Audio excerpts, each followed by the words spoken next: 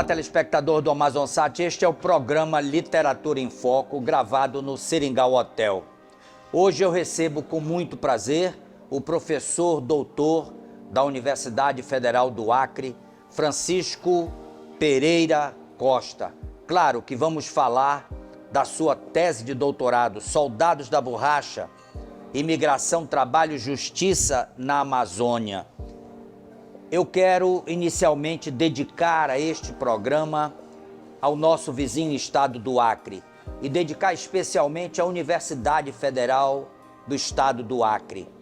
Doutor Francisco, a experiência do Seringal é para poucos e o senhor tem esta memória muito forte, ainda na adolescência, de viver no Seringal. Eu queria que o senhor falasse um pouco dessa experiência. Eu nasci no Seringal Valparaíso, aproximadamente em relação à cidade, Cruzeiro do Sul, umas 6 horas de barco, né? E eu vivi lá até os 5 anos, 6 anos de idade. Depois fui para a cidade com minha família, com meus pais, para estudar. O objetivo do deslocamento do Seringal para a cidade foi para estudar. E desde então nunca mais parei. Mas eu tenho uma memória muito viva da experiência desse período que eu vivi no Seringal, muito boa, uma experiência muito boa, muito positiva e que me marcou definitivamente para a minha vida, né? E tem aquela história que você sai do Seringal ou sai de um lugar, mas esse lugar não sai de você. É verdade. Então a experiência de vida no Seringal, a experiência que passa por questão de solidariedade, de observar a natureza, o rio, os animais, os peixes, os alimentos que tem no Seringal, né? Isso me marcou profundamente. E até hoje eu trago na minha memória essas experiências. E eu creio que devido a isso, né, que o meu trabalho ele está sempre, de certa forma, voltado, focado na Amazônia. O estado do Acre hoje tem uma contribuição importante no mundo acadêmico. Você migra do curso de História para o curso de Direito, onde você projeta a sua carreira. Eu queria que você falasse dessa escolha e o porquê dessa escolha. Pois bem, em 1986, eu comecei a fazer História na UFAC. Terminei 4 anos depois. Em seguida, em 92, eu comecei Direito e terminei em 96. E durante esse período, logo que eu terminei História, eu passei no concurso como professor substituto e comecei a lecionar no curso de História. Depois, 4 anos depois, eu me tornei professor efetivo no curso de História e lecionei até 2002, até dezembro de 2002. Quando foi janeiro, houve uma transferência minha para o curso de Direito, porque naquela época o curso de Direito estava passando por problemas muito delicados, vamos dizer assim. Não havia como se diz, uma avaliação muito positiva do curso. Então o reitor da época, o professor Jonas, ele usou uma medida política interna de deslocar 4 professores para o curso de Direito, todos eles com pós-graduação. E isso fez com que nós logo trabalhássemos no projeto de revitalização do curso. Por exemplo, uma coisa que nós fizemos foi uma parceria com a Federal de Santa Catarina para qualificar todos os professores com o nível de mestrado, né? Então, desde 2003, que eu estou no curso de Direito, leciono Direito do Trabalho, Processo de Trabalho e História do Direito. Então, essa é a minha trajetória. E, basicamente, do ponto de vista da produção acadêmica, da pesquisa, eu tenho focado muito nessas 2 formações que eu tenho, né? Nessa interdisciplinaridade, História e Direito. Então, seriam pesquisas que estão dentro do campo da História do Direito. Eu queria que você falasse de Soldados da Borracha, Imigração, Trabalho e Justiça na Amazônia. É a sua tese de doutorado. Perfeito. Minha tese de doutorado eu fiz na USP, de 2011 a 2014, defendi em novembro de 2014, lá no programa de História Social da USP, e é um trabalho que eu procurei fazer a partir de fontes de primeira mão. A minha pesquisa era focada em processos judiciais trabalhistas, ou seja, nas reclamações trabalhistas ou acordo dos tribunais regionais do trabalho, em que eu procurava saber se esses trabalhadores, chamados soldados da borracha, quando vieram para a Amazônia na década de 40, né, por conta o Acordo de Washington. Acordo de Washington, né, ou seja, aquele período que os Estados Unidos ficou sem a borracha crua e encontrava ela somente na Amazônia, né? Então ele bancou, financiou uma operação, também considerada uma operação de guerra aqui na Amazônia, para que esses trabalhadores nordestinos, basicamente do nordeste do país, migrassem para a Amazônia para produzir borracha. Então, mas esses trabalhadores, eles vieram com um contrato de trabalho, né? O contrato era chamado um contrato padrão, só mudava o patrão, o seringalista, e o trabalhador. Então, mas os termos do contrato eram o mesmo para todos. Então, eu queria... E nesse contrato já havia cláusulas referentes à CLT, a consolidação das leis trabalhistas. E eu queria, se era um contrato já regulamentado pela CLT, eu queria saber se, no momento que o contrato era rompido, se esses trabalhadores acessaram a Justiça do Trabalho, né? Se foram beneficiados pela lei. Perfeito. Era essa a minha preocupação, a problematização. Então eu procurei nos arquivos do Judiciário, né, no Acre, aqui em Manaus, Belém, Fortaleza, São Paulo, e não encontrei nada. Inclusive em sites da internet também, que tem alguma documentação sobre a Amazônia, e também não achei nada. Significa dizer que esses trabalhadores não tiveram os benefícios da lei. Eles não acessaram a Justiça do Trabalho. Você vai voltar no segundo bloco falando dessa explicação. Eu peço licença de você e de você, telespectador, para um pequeno intervalo. Claro que vamos voltar em seguida. Eu converso com o professor doutor Francisco Pereira Costa e falamos em homenagem à Universidade Federal do Estado do Acre e ao Estado do Acre. É uma alegria enorme estarmos conversando com ele. Me aguarde, eu volto em seguida.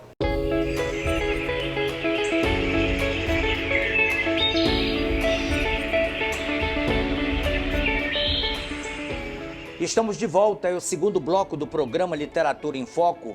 Eu hoje converso com muito prazer com o professor doutor Francisco Pereira Costa. Claro, falamos do livro que é a sua tese de doutorado, Soldados da Borracha, Imigração, Trabalho e Justiça na Amazônia. No término do primeiro bloco, deixamos pendente um raciocínio sobre o encontrar esses documentos em Belém do Pará, em Ananindeua. Eu queria que o senhor concluísse o fato. Eu estive no ano passado lá no arquivo para conhecer, evidentemente, não era uma visita ou um trabalho para a pesquisa ainda sobre a tese, que ela já está concluída praticamente, embora tenha ficado algumas coisas em aberto, que são os processos judiciais que eu acabei não localizando, né? Onde eu, nos tribunais e fórum que eu pesquisei. Então eu voltei lá para ver se achava alguma coisa. É provável que tenha alguma coisa, não é possível que a vinda de 50 mil trabalhadores do Nordeste, nenhum deles não tenham entrado na Justiça. Seja a Justiça do Trabalho, que já havia na época, seja nos juízes comuns, porque a CLT tem essa previsão legal, onde não há Justiça do Trabalho, quem julga os casos trabalhistas é a Justiça Comum. E logo depois isso sobe para, se for um caso de recurso, de uma apelação, de um recurso ordinário, sobe para o Tribunal Regional do Trabalho. Mas começa na Justiça Comum. Então é bem provável que na época, como não havia Justiça do Trabalho em toda a Amazônia, então é bem provável que algum processo esteja lá em Ananindeua. É bem provável. Nós sabemos que o Acordo de Washington trouxe muitos nordestinos para a Amazônia. Era o período da guerra, os japoneses haviam invadido a Malásia e, de certa forma, os americanos precisavam da borracha in natura. Eu lhe pergunto, o que restou desse acordo de Washington para a Amazônia? O que a Amazônia levou nisso de vantagem? Não houve um abandono do governo americano nesse processo? Olha, quando terminou a guerra, os americanos foram embora, né? Largaram tudo, deixaram tudo aí, tudo mesmo, navios, aviões, eles não quiseram saber de nada. Inclusive, após a Segunda Guerra, com o término da guerra, houve uma denúncia de abandono desses trabalhadores aqui na Amazônia. Inclusive, havia uma denúncia de que 20 mil morreram nos seringais. Então, isso foi uma coisa muito grave, que culminou com uma CPI, uma comissão parlamentar de inquérito no Parlamento Brasileiro, isso em 1946. Então foi uma CPI muito polêmica, houve depoimento de praticamente todas as autoridades responsáveis por essa operação de guerra aqui na Amazônia e também os responsáveis brasileiros pela Batalha da Borracha, aqui por essa operação de guerra. No final, eles produziram um relatório contábil, né? E entregaram esse relatório para as autoridades estadunidenses. E o que ocorreu? Supostamente, esse relatório apontava que havia dinheiro depositado ainda, sobrou dinheiro que estava depositado no Banco da Borracha. Eles simplesmente não tiveram nem o menor interesse em ter esse dinheiro de volta, pegar esse dinheiro, entendeu? Eles abandonaram tudo. Então, o que sobrou para a nossa Amazônia? Acho que para nós, talvez o resultado foi muito pouco, mas para eles foi fundamental, porque a borracha era o produto mais importante, era um dos 3 produtos mais importantes na Segunda Guerra Mundial. Sem a borracha, não havia possibilidade de nenhum combate. Agora, na sua tese de doutorado, o que mais lhe chamou a atenção nesse processo? Além dos trabalhadores, você que buscou isso durante 5 anos, o que mais lhe chamou a atenção? Acho que foram primeiro uma ação em que os trabalhadores foram enganados, né? Eles foram ludibriados, eles vieram para cá com uma promessa que não foi cumprida. Inclusive promessa do governo brasileiro. Sim, e o governo brasileiro, durante o período, durante o período Vargas, né? Ele praticamente foi o governo, foi o Estado brasileiro que aplicou o maior calote nos trabalhadores, porque não pagou os direitos trabalhistas deles. Sequer os levou de volta para os seus destinos. Inclusive, havia previsão legal no contrato coletivo do trabalho, que eu chamo contrato coletivo do trabalho, havia previsão legal, uma norma lá dentro, em que eles tinham o direito de regresso. Eles poderiam regressar ao seu estado de origem. E o Estado não bancou isso. E que, de certa forma, esse abandono significou uma imigração dos seringais para as cidades, no caso o Acre, Rondônia principalmente, e esse povo ficou ao léu, quer dizer, sem trabalho, sem grandes instruções. Eles ficaram praticamente abandonados, né? Ficaram nos seringais, alguns ficaram nos seringais trabalhando, mantendo aquela economia de subsistência, com caça, pesca, uma pequena agricultura. Outros continuaram ainda produzindo borracha. Então, esse modelo, vamos dizer, econômico que foi reinstalado no período da Segunda Guerra Mundial, que vem lá do século XIX, século XX e todas as décadas do século XX, esse modelo extrativista de aviamento, ele não foi quebrado, né? Embora, por exemplo, havia uma tentativa dos Estados Unidos de romper com esse modelo, mas ele não foi destruído. Ele voltou com toda a força durante a Segunda Guerra Mundial, ou seja, os trabalhadores nordestinos que vieram para cá durante a Segunda Guerra Mundial, eles continuaram trabalhando numa condição análoga de escravo. Uma pergunta curiosa. Ainda hoje é possível uma ação judicial contra o governo brasileiro e contra o governo americano por esse abandono? Olha, um reparo que o Estado brasileiro fez, né? Tentou reparar isso, foi 2 situações. Primeiro, na Constituição de 88, onde tem a previsão, lá nos dispositivos transitórios, né? Nas disposições transitórias, tem lá uma previsão de pagamento de 2 salários mínimos eterno, né? Eterno, Permanente, até a morte. permanente para os soldados da borracha e seus descendentes. 2 salários mínimos. E depois, acho que há uns 5 anos atrás, foi possível uma emenda constitucional em que o governo pagou uma indenização para eles. Parece que essa indenização variou, ou era fixa em torno de 25 mil a 30 mil reais. Foi pago. Então, foi uma forma de reparação. E também tem um advogado em Rondônia, que agora eu não lembro o nome dele, em Porto Velho, que ele ingressou representando o Sindicato dos Trabalhadores dos Soldados da Borracha, ele ingressou com uma ação, não sei se foi aqui no Brasil, nos Estados Unidos, para que os Estados Unidos indenizassem também os soldados da borracha ainda vivos. Novamente eu peço licença do professor Dr. Francisco, peço licença de você, telespectador. Vamos voltar em seguida, eu prometo.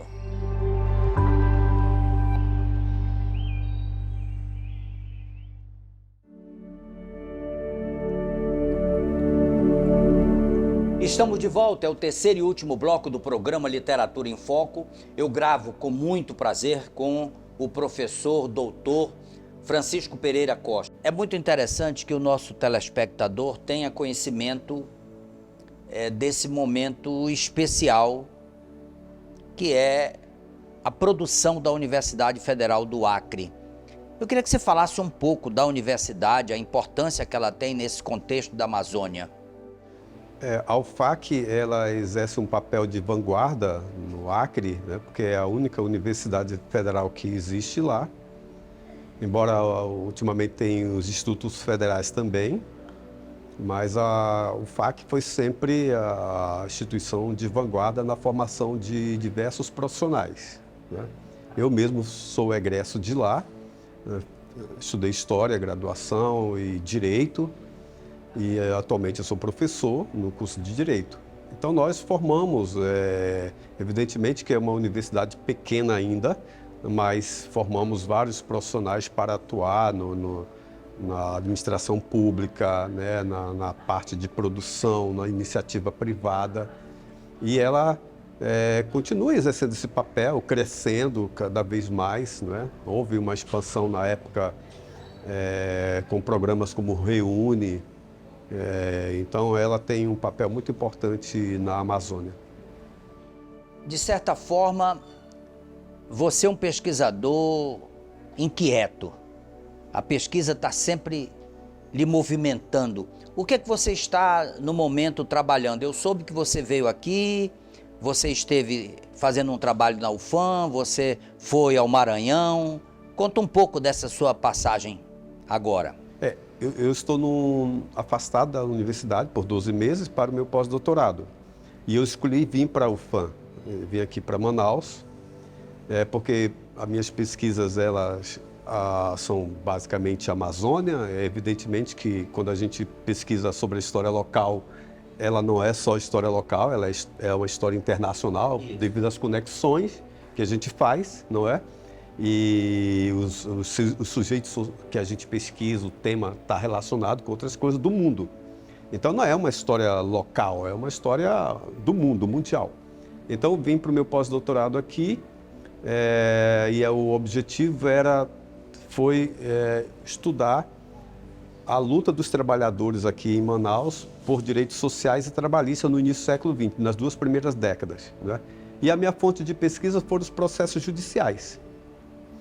E então isso é muito inquietante, porque é uma fonte que poucos historiadores utilizam, embora ela é inesgotável do ponto de vista da história, porque ali não é só um diálogo jurídico, um discurso jurídico, é histórico também, né, por si só, porque quando um juiz analisa um caso, ele está analisando um caso, um fato social, né, um caso concreto.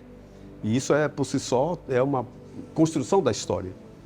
Então, a curiosidade nesses processos é que eu descobri que havia uma justiça especializada para julgar as questões relacionadas aos direitos trabalhistas, embora não fosse chamada justiça do trabalho, mas era a justiça que julgava as relações trabalhistas. E as dificuldades? São muitas? As dificuldades são muitas porque a gente não conhece as fontes. Então, é olhar, vamos dizer assim, no escuro. Você É um trabalho de formiguinha. Formiguinha é um trabalho arqueológico, né? Você não sabe o que vai encontrar. Pode encontrar e pode não encontrar. Eu tive, vamos dizer assim, um privilégio, né, com essa pesquisa, né, nos processos, de encontrar em torno de 20 casos de problemas trabalhistas. Que já é uma grande vantagem. É muita coisa, é muita coisa. Nesse universo de desaparecimento, né? Nesse universo em que, na época, não se falava injustiça do trabalho, não é? Então, é grande coisa, é uma grande pesquisa, eu considero, e é isso, eu estou muito satisfeito com o resultado. Independente disso, você acabou de publicar a sua tese, por sinal, um livro belíssimo. E como é que as pessoas conseguem adquirir o teu livro? O livro ele está disponível na editora Biblioteca 24 Horas, que é a editora que publicou, lá de São Paulo. Ele está disponível na Amazon e também na Livraria Cultura. Agora, Francisco, você fala de livraria, me chama a atenção. Como é o mundo livreiro do estado do Acre hoje, uma vez que a gente vê uma crise enorme de livrarias fechando no Brasil? Pois é, eu estava até pensando exatamente sobre isso, Abreu. Eu acho que num país em que as pessoas leem pouco é onde se fecha livrarias, né? Acho que onde se lê muito, não tem livrarias fechadas, não se fecha. Mas lá, curiosamente, no Rio Branco, nós temos uma livraria muito grande lá, que é a Livraria Paim, e ele atravessou essa crise da pandemia e continua funcionando normalmente, não é? E tem surgido alguns sebos, né, que vendem livros raros, ou livros já usados, e tem surgido lá alguns sebos na cidade. Então, E agora, recentemente, teve uma aluna que fez mestrado na linguagem de identidade, que ela criou um clube de leitura. Então, qual é a ideia desse clube? É pegar autores acrianos, os membros do clube leem o livro e depois se reúnem para debater. Interessante. Doutor Francisco, foi uma alegria enorme. Primeiro, revê-lo. Segundo, conversar consigo no meu programa. Estamos chegando ao final e agora você tem a oportunidade de se despedir e, naturalmente, deixar seus agradecimentos. Eu quero agradecer, Abraí, o convite para estar aqui no seu programa, poder falar sobre essa tese, a minha tese de doutorado, sobre essa obra. E é muito importante porque isso faz uma disseminação e a perspectiva de leitura, de pesquisa sobre esses trabalhos que nós na academia fazemos, né? E tantos outros colegas. Então eu agradeço a você a oportunidade e deixo aqui eu incentivo cada vez mais a leitura, né, para os jovens, né, que é muito importante a leitura liberta, né? Tá certo. Bom, chegamos ao final de mais um programa Literatura em Foco. Eu quero dedicar esse programa ao nosso querido vizinho estado do Acre, especialmente a sua capital, Rio Branco. Quero dedicar aos acreanos, de modo geral, e à Universidade Federal do Acre. Chegamos ao final e, de certa forma, só me resta te convidar para um novo encontro na próxima semana e que eu tenho certeza que vai acontecer porque Deus haverá de permitir. Te vejo na próxima semana, nesse mesmo horário, nesse mesmo programa. Um forte abraço e até lá.